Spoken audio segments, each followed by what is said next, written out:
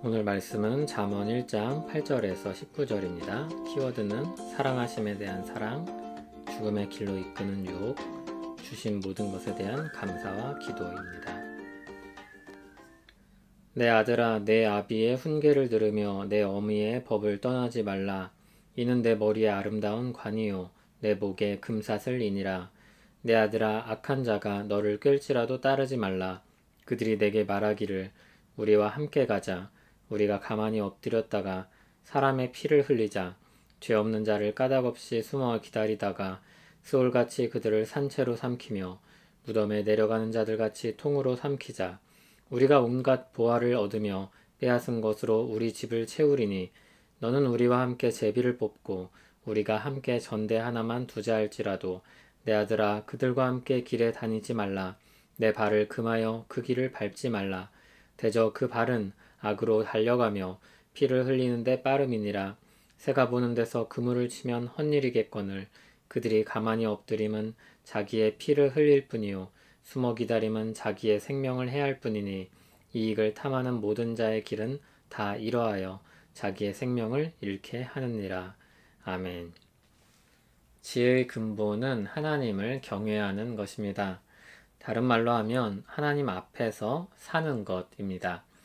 사랑이 많으신 하나님이시며 온 땅을 다스리시는 하나님 앞에서 사는 것입니다. 그분의 기쁨이 되는 삶을 추구하고 부끄럽지 않게 살려는 것입니다. 그것이 잠언이 우리에게 가르쳐주는 지혜입니다. 온 세상 위에 계신 하나님께 인정받는 지혜입니다. 그런데 이 지혜는 포악한 독재자 아래서 어떻게든 살아남아 보려고 애쓰는 것과 다릅니다. 하나님께서 베푸셨던 사랑과 은혜를 생각하면 그 사랑에 대한 마땅한 반응이라고 해야 옳습니다. 창조 때 구약의 모든 시대, 신약의 모든 시대와 오늘 언제나 그렇습니다.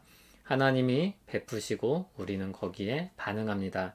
언제나 순서가 그렇습니다. 우리가 누군가를 사랑하면 그 사람에 맞춰 살려고 노력합니다. 알게 모르게 상대방의 취향과 방식을 따라서 살려고 합니다. 하나님께서 우리를 사랑하셨고 우리가 그 사랑을 안다면 우리는 그 사랑에 사랑으로 반응할 것입니다. 그리스도를 통해 베푸신 그 사랑을 안다면 그 사랑에 사랑으로 반응하지 않을 수 없을 것입니다. 지혜는 그 사랑의 반응을 어떻게 해야 할지 알려줍니다. 잠언의 지혜는 우리를 사랑하심에 대한 사랑으로서의 마땅한 반응을 가르쳐 줍니다. 지혜롭게 산다 할 때 가장 기본이 되는 것은 하나님을 경외하는 것입니다. 그런데 우리가 하나님을 경외하고 살려고 한다면 가장 먼저 부딪히게 되는 걸림돌이 있습니다. 그것은 바로 죄악의 문제입니다. 타락한 본성을 가진 사람이 문제가 됩니다. 타락 이후 모든 것이 달라졌습니다. 아담이 타락했고 모든 사람들이 죄 가운데 태어났습니다. 그래서 이 세상에서 지혜롭게 산다고 할 때 가장 먼저 우리가 마음에 두어야 할 것은 하나님이고 그 다음으로는 죄악의 문제입니다. 솔로몬은 부모와 자식과의 관계에서 대화하듯이 이 문제를 풀어가고 있습니다. 세상에서 살아갈 때 누구나 부딪히게 되는 문제입니다. 악한 자가 와서 우리를 꿰려고 할 것입니다. 사탄이 처음 뱀으로 왔을 때와 같습니다. 조용히 와서 말하면서 유혹할 것입니다. 우리와 함께 가자. 분명 죄악된 계획을 말하고 있는데 그것을 아주 큰 보상으로 감추려고 합니다. 죄 없는 자를 숨어 기다리다가 삼켜버리자고 합니다. 그런데 그 죄악을 무엇으로 감추려 합니까? 온갖 보화로 자기 집을 채우려는 그 탐욕으로 우리의 눈을 가리려고 합니다. 11절에서 14절을 보면 계속해서 우리라고 말합니다. 14절에서 우리가 함께 전대 하나만 두자 이 말은 우리가 얻은 보상을 공평하게 나눠 쓰자는 말입니다. 유혹받기 쉬운 젊은 혈기에 악한 친구들까지 더해지면 더 쉽고 빨리 그 길로, 악한 길로 달려가게 될 것입니다. 악은 뱀처럼 아주 달콤하게 접근합니다. 그러나 하나님께서 보고 계시며 보응하실 것입니다.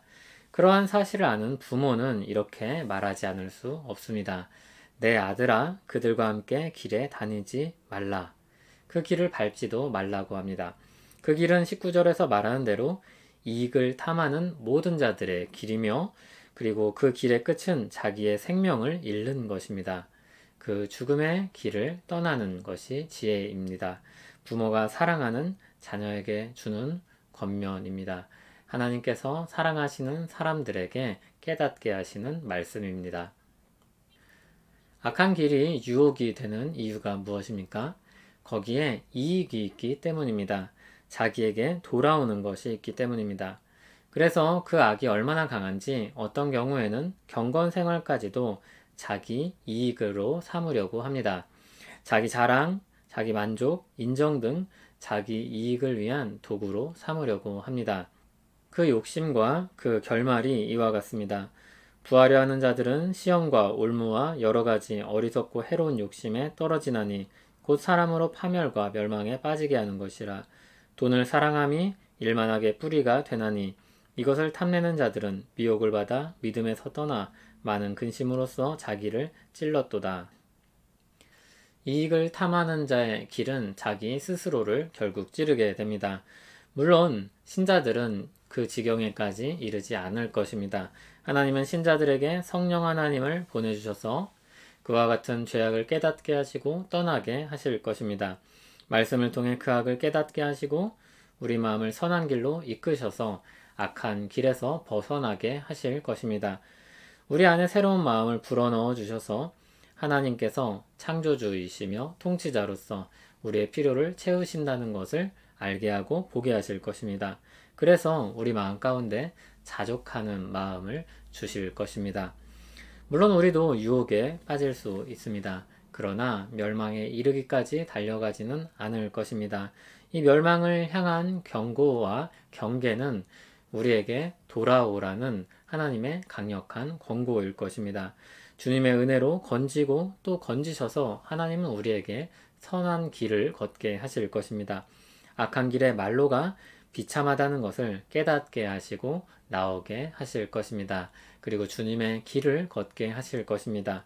그 은혜의 역사가 우리 삶 곳곳으로 스며들어서 불평과 불만과 욕심과 욕망이 아니라 오늘 우리에게 주신 행복에 만족하고 감사하고 누리면서 살기를 소원합니다.